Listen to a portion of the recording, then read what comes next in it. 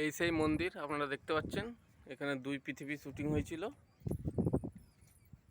তোমরা যদি এখানে কেউ আসতে চাও, পুরুলিয়া থেকে মাত্র 18 কিলোমিটার দূরে চাষমোড় যে স্টেশন রয়েছে, স্টেশনের পাশেই এই মন্দির। এখানে দেবজিৎ কোয়েল এরা এখানে শুটিং করেছিল দুই পৃথিবীর, এবং যোদ্ধাটাও হয়েছিল এখানে শুটিং হয়েছিল। আপনারা দেখতে পাচ্ছেন সেই জায়গা, সেই জায়গা।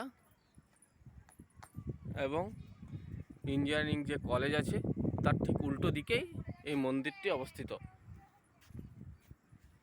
আপনারা দেখুন।